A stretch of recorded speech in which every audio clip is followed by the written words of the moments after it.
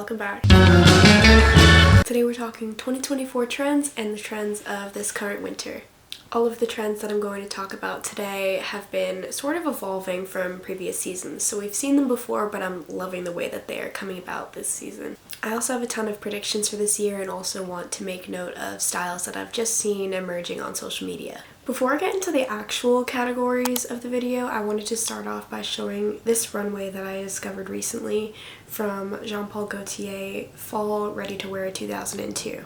Like, hello, couldn't this have just come out yesterday? It really goes to show how cyclical these fashion trends are and how we're pretty much seeing them repeat. The ones that we've grown up with, we're seeing them repeat now. But wow, the color palettes, the layering of the skirts and the dresses over the pants, the motocross jacket silhouettes, and the elevated puffer jackets. I just love it. This is an amazing show to reference for creating new inspiration today because it's so relevant and yet you're kind of pulling from a real source. Anyway, getting into the trends of the video, I'm going to start with something that's a little bit obvious for the winter. She's a classic. It's the big wool and fur coats or trench coats, just the long fur coats. Everyone is really excited to be in that season where we can just layer up in the cozy, beautiful textures of these coats. And to add on to the coat trend, as the seasons get warmer for the rest of the year, I wanted to talk about how people are incorporating fur in smaller ways, like they're making leg warmers, shorter cropped coats out of them, and other various accessories that aren't necessarily the big overcoat. And this crazy experimentalist London brand called Enkuta Sarka is wild for these shoes. This is a trend that's really cool to me because it kind of evolves within winter and the springtime and summer seasons. Maybe not so much the summer, more the spring. But for the winter, the hooded garment makes so much sense because there are so many little accessories and add-ons such as balaclavas and bonnets that people love. There are a couple scarves out at the moment that actually come with their own hood, but otherwise people have been styling regular scarves to have hoods as well. Along with the hood pieces, there are a lot of shirts and dresses that have a hood attached to them, and I'm loving the overall silhouette of this. I feel like it's a very early 2000s indie rave. Just kind of gives like a tough persona through the silhouette. Another winter classic is the puffer jacket, and usually this is my least favorite part of the winter, just having to ruin a silhouette of any beautifully layered or not so layered outfit with this giant plasticky like marshmallow. But this season is actually so much different because we're starting to see puffer jackets in a new light with new styling to them and just elevation in general. Starting with the release of Sandy Liang's Balmy Bow puffer that just came out for fall 2023. So many brands such as My Mum Made It, Casper the Label, Peachy Den, and the French brand Clara Calotte Merrimont have all come out with their own ribbony, bow incorporated sculptural puffer jackets. I absolutely love the way that this sculptural elevation of just girly little bows adds such a beautiful feminine touch and playfulness to an otherwise very stark and techy look.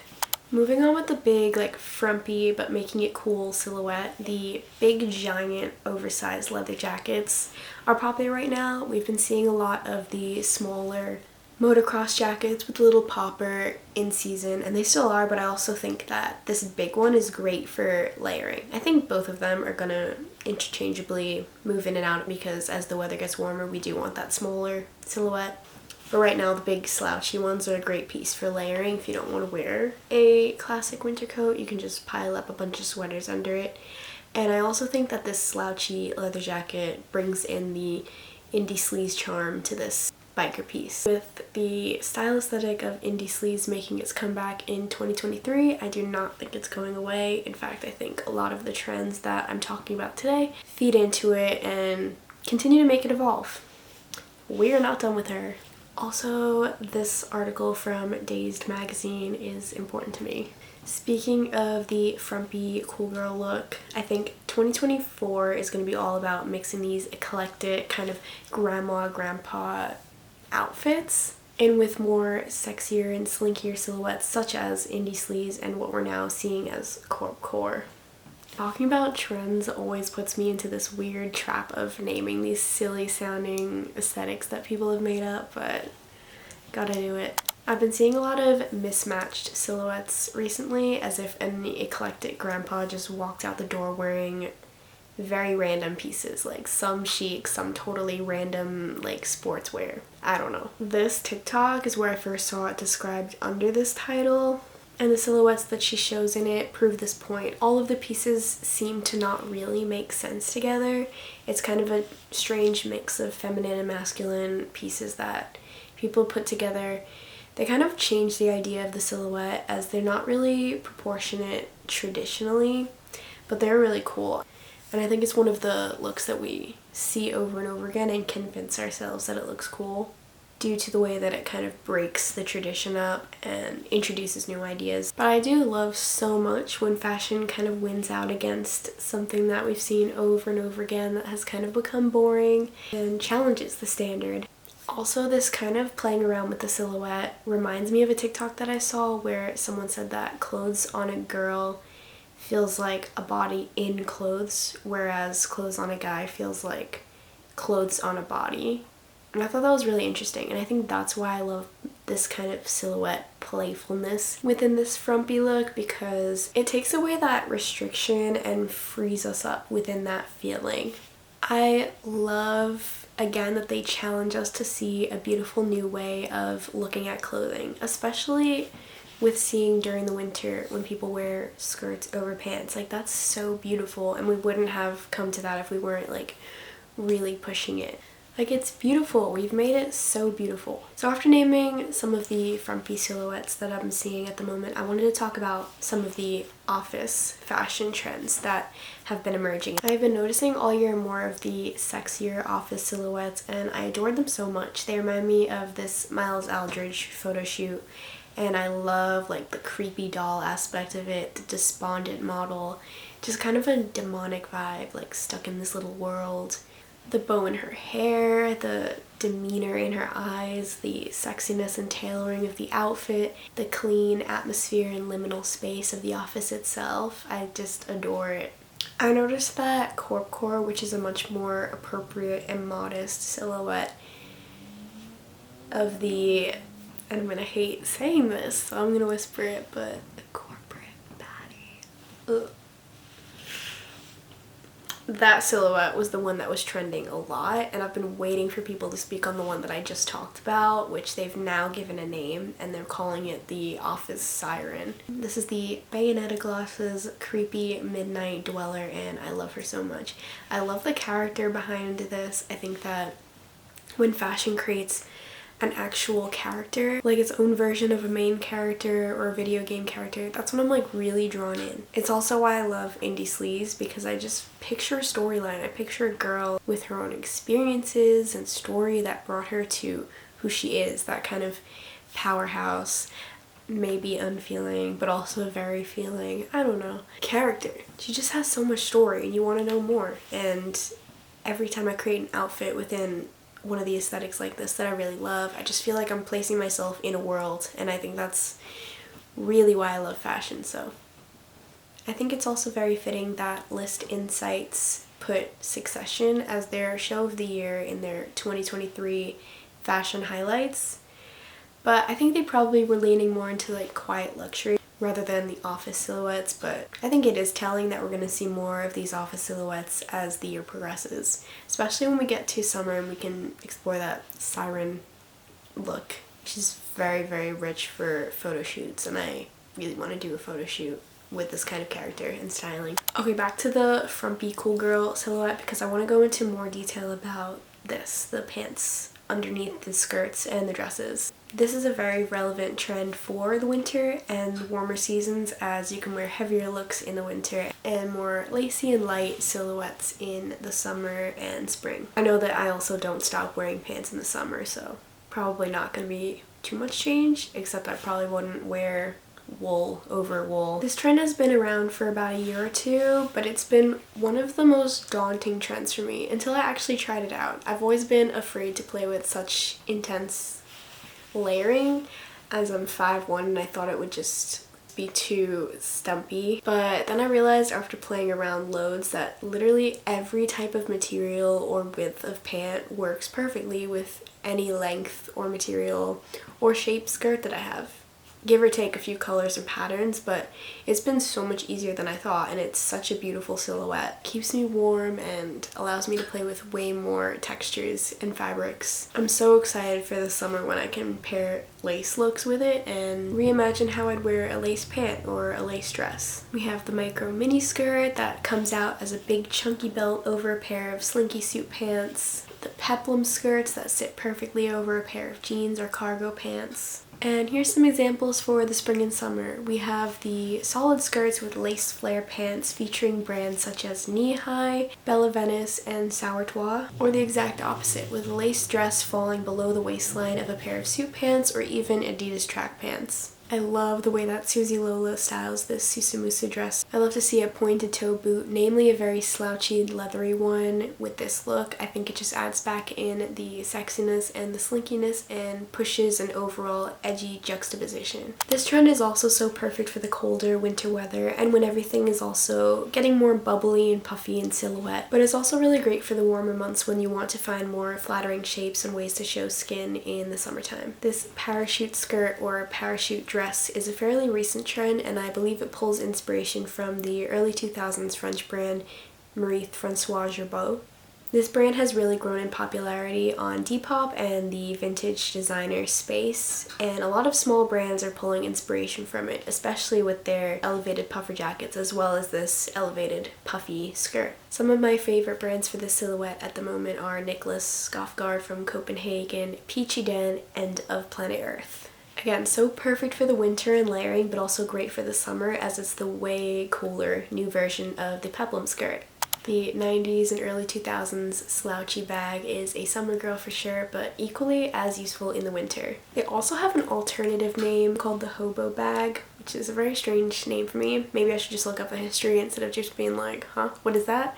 But anyway, I went to Ludlow Flea a few months ago, and one of the sellers there had this huge rack of these beautiful 90s and early 2000s Marc Jacobs bags. They were in black, gold, silver, and so many beautiful colors. Super indie sleaze, night out vibes. Cannot wait to get one for the summer because they work as a bottomless pit, and I often want to bring a camera with me, and it would just be so perfect. It's so compact, so small, looks very, very lightweight, and at the same time everything you have fits in it. I loved Susie Lola's What's in My Bag video where she talked about her All Saints everyday bag with the same concept of just everything fits in it and it's just the perfect compact stylish little bag. And through her video I also learned about the history of All Saints and how it came to be one of the pioneering brands of the indie sleaze movement in the early 2000s. Because I've mentioned All Saints and going out in the summer, I have to mention this, which is that I just found out that Kate Moss's Glastonbury Rocks belt that she wore in all the famous pictures was from All Saints. I also found tons of the same style belt being resold vintage on Depop featuring other British and American cities, and I would love to get one of these, even if it's another city than the photo, because it still feels like an authentic piece of fashion history that's been immortalized in images forever. One of the pulls I made a few years ago for a stylist as their assistant was at All Saints, and the client was a huge icon of the 2000s grunge and rock, so all the pieces fit together in my head now. Speaking more about these chunky belts, I want to switch gears a bit and talk about how the fanny pack is kind of being rebranded through the chunky belt and people are wearing tool belts in fashionable ways. Paloma Wool, for example, creates so many beautiful silhouettes of this chunky utility belt. This is something always very talked about through the winter time when skinny scarves and balaclavas and bonnets are having their moment, adding more maximalist texture to everyday outfits. However, I think it's also very relevant for the summer because we see a lot more of this silhouette with crochet and colors and just a fun, bright energy to it instead. I also do think that the skinny scarf has capabilities of being a great accessory for transitional weather and just taking us into another season of the year. For colorful textures all year round, Chloe Philopoulos comes to mind because when I see in her videos she's adding so many different layers, even if it's a warmer outfit. All these little crochet layers like gloves or a little hat or just a little scarf. I don't know. Sometimes the crochet pieces are very sculptural and not exactly like a nameable item, so I'm thinking like a wristband, or you know, sometimes it's like on the ankle or just on the leg, or just, you know, it's a little bit more sculptural than just a typical like glove, hat, scarf, you know. But anyway, she just builds and builds until she's satisfied and she feels like there's enough but not too much. And yeah, it's great to still be able to show maximalism and layering in the summer. Conversely, while maximalism has grown pretty popular and we will continue to see these silhouettes on social media, simpler and more minimal trends have also grown big. Going back to co-op core, this trending style aesthetic has introduced people to more classic and clean office tailored silhouettes, such as the gorgeous suit pants and neutral toned basic tops. What bridges this gap between maximalism and minimalism in this particular category is that the pieces tend to be a little bit more elevated in shape. Because I go to the Fashion Institute of Technology, I have access to some of the top-of-the-line fashion forecasting databases, and I've read a lot about elevated basics on WGSN recently. For the coming year, people are really embracing the versatility of the easy-to-wear piece that combines casual wear with occasion wear. It can be worn for both. These pieces often have the quality of a soft, buttery feel to them and can easily be thrown on, but also can be worn for a more sexy and elevated and put together look. WGSN also gave me the insight that the former piece of clothing that fit this need was the t-shirt, which is slowly becoming replaced by these more feminine and chic silhouettes of the elevated basic. Some examples of this piece are tank tops, bodysuits, column dresses, and soft cotton two-piece sets. Asymmetry comes into play when talking about whether these pieces are off the shoulder or create diagonal waistlines and hemlines. And some of the brands that are particularly thriving within this category are Paloma Wool and Peachy Den. Due to the influence of Miu Miu, the two-time Lyst Insights Brand of the Year winner, the ballet and coquette aesthetics have been very, very popular. People have been wearing lots and lots of ballet flats with little bows and stuff like that, but this season I'm noticing a little bit of a change and a starting point for an evolution of this ballet flat. It's very, very small still because only a few brands have like put out one shoe and people haven't really been wearing them in streetwear and posting regular everyday photos with them, but the ballet flat is starting to become a pointe shoe, which is so cool to me. I think it's very theatrical as it just doesn't look practical at all for walking, and the fact that this is becoming a ready-to-wear shoe is exciting. MM6 by Maison Margiela came out with these and they just look so gorgeous. They look like they belong in a dance studio. Again, this is the idea of fashion creating characters and just putting on a show in what people wear and what they want to communicate to the others around them. And of course, I was never going to be skeptical of such a strange choice for a shoe. I was never going to be skeptical of it. I always really am obsessed with these things and just embrace them so much. Some more brands that have their own are Jacquemus and Gyeori Kim. And this is slightly unrelated, but this shirt by Patrick McDowell is so beautiful to me, and I think that the placement of the pointe shoe is so creative and so interesting. Bloomers peeking out of pants just right over the waist is another trend that Miu Miu has made us very well aware of, and I think it's great for both the winter and the summer. In the winter, it's great to be able to wear bloomers because you wouldn't be able to wear them without those extra layers. So for the winter, it gives you the opportunity of showing off that satin, beautiful silhouette, but in a new way, in a little bit of an added texture moment, complementing the already winter layering. But then in the summer, it gives you the opportunity to be able to layer without being too warm. So if you did the exact same thing with a pair of shorts in the summer, you'd be able to add another texture to an outfit without risking wearing too many layers for the hot weather. I think people like me who love layering and love winter and fall for having more complexity to our outfits would really enjoy having a way to wear another texture and stay cool when you need to be in the very warm weather. However, because of the resurgence of indie sleeves, the hot pant without being tucked into anything has become very, very popular, and this year it is Lyst Insights fashion trend of the year, just entirely, which is super interesting because I don't really see it being worn on the street as much as it is worn by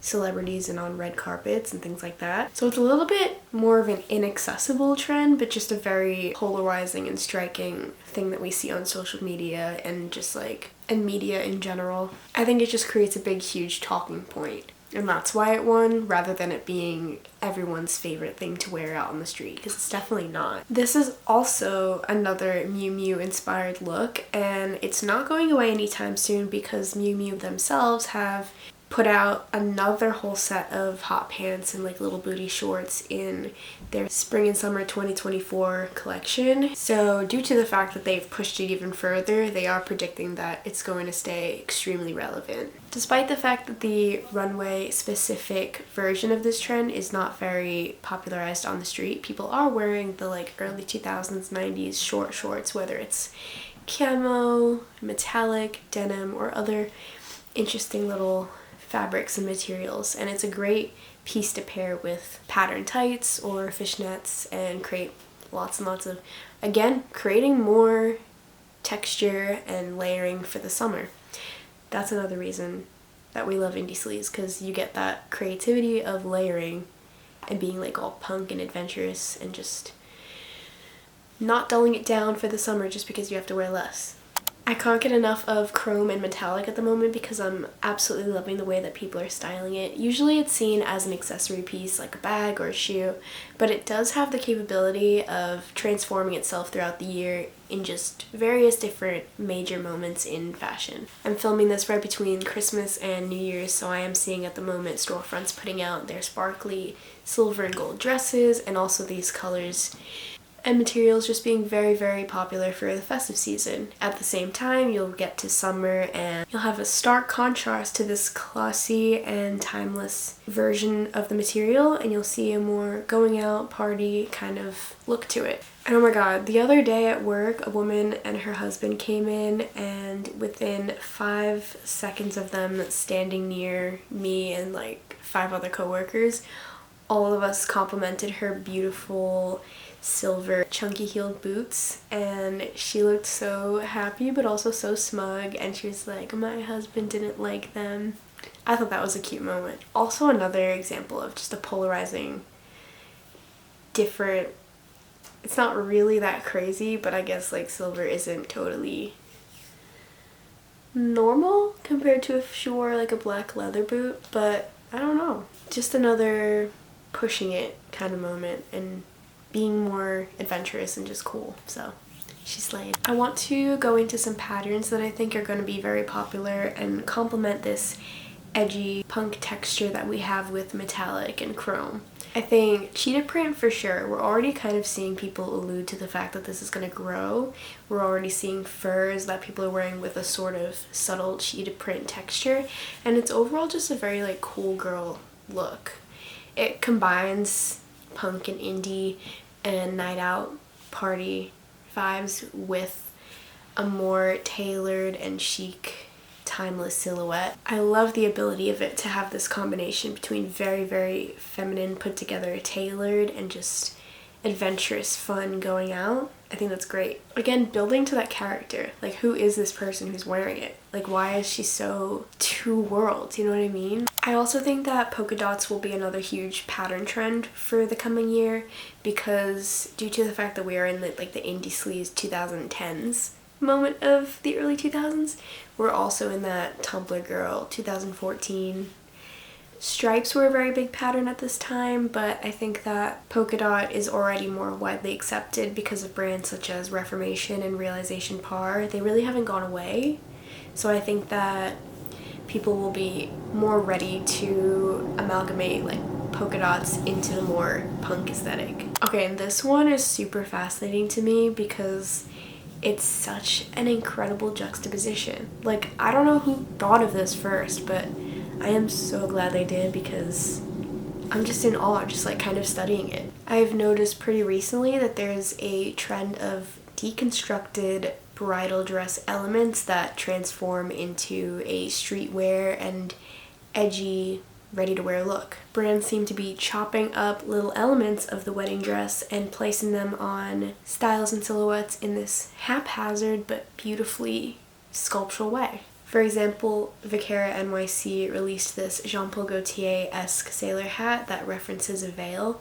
due to the hanging fabric at the front, the little sequin rim that from a distance looks like lace, and the color white. I also saw these looks from Auto Linger, and they're releasing in this coming spring that feature lace, ruffles, satin, and the effect of a floor-length gown. These are totally way more street than bridal due to the knit aspect of them and how rugged they are and punk they look. These are some more photos from my Pinterest. I love Wed Studio because they seem like a gorgeous in-between of traditional bridal wear and dresses that you can wear out on the street. And I think I would totally choose a dress from here in the future. I'm really not into that big poofy tulle-infested wedding dress that you see on every millennial's visco color-themed wedding mood board.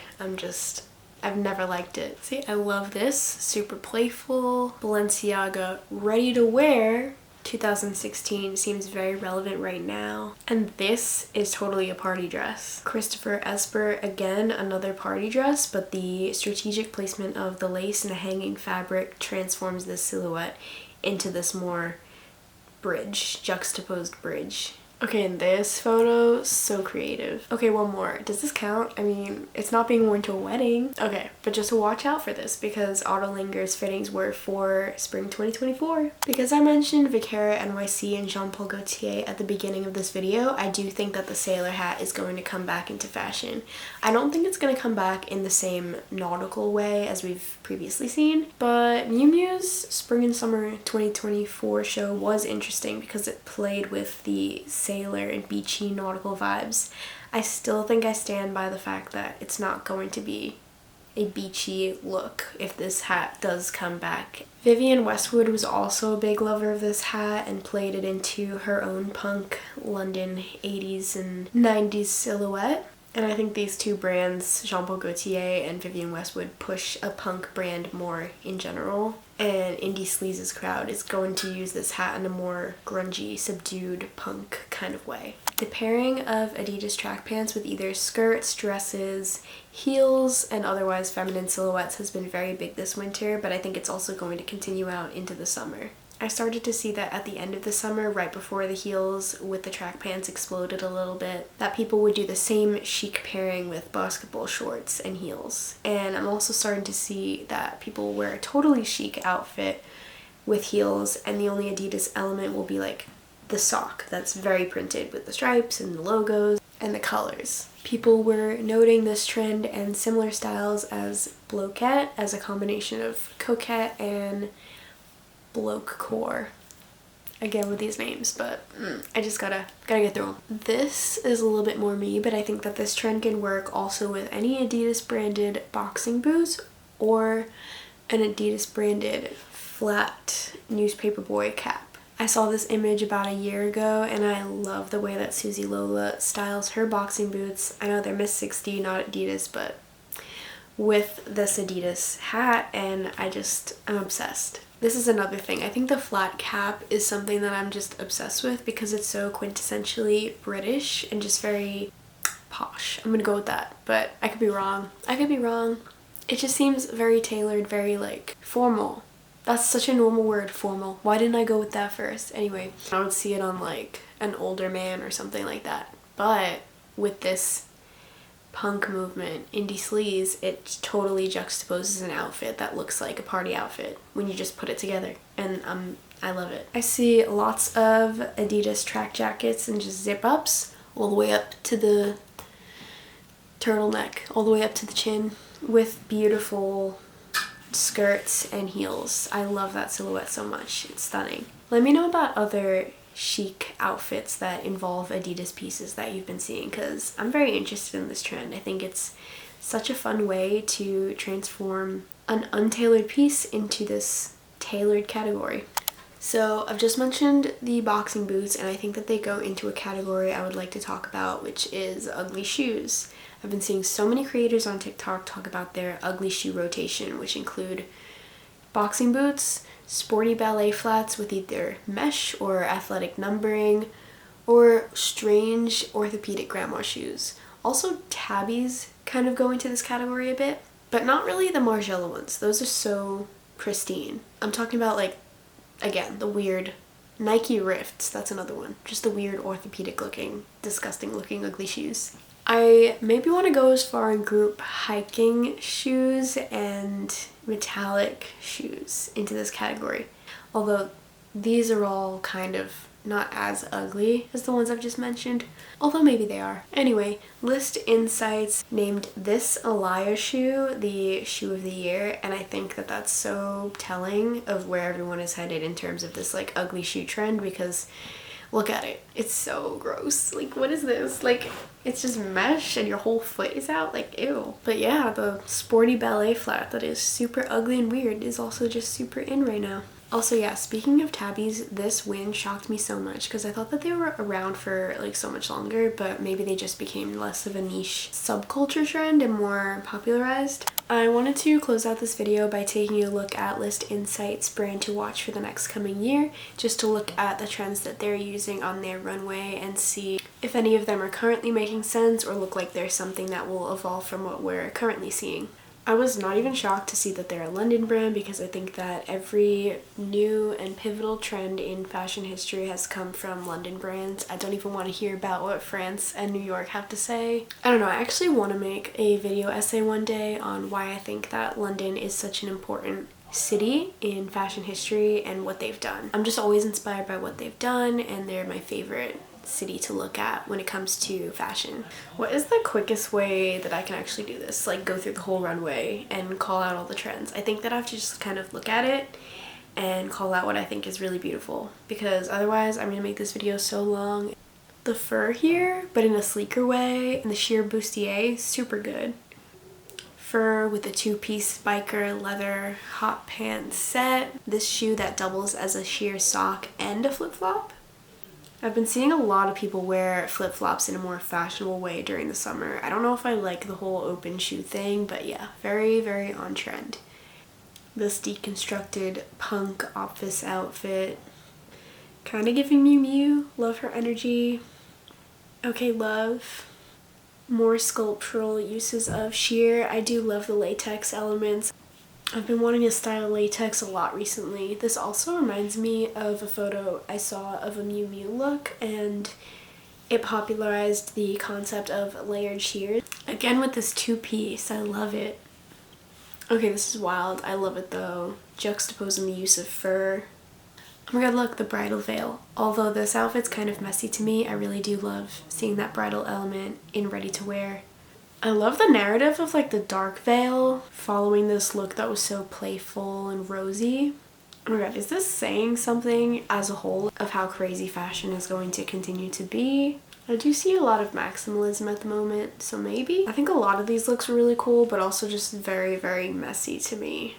They're not my favorite, but if the message is playfulness and pushing boundaries, then I'm here for it. And yeah, that has been London in my view whenever London's trends pioneer the fashion cycle. Anyway, without wanting to make this video a million years long, I'm gonna wrap it up here, and thank you so much for watching. I hope you enjoyed me talking about all of these trends. Also, let me know if you want me to create a video essay on the history of London's fashion.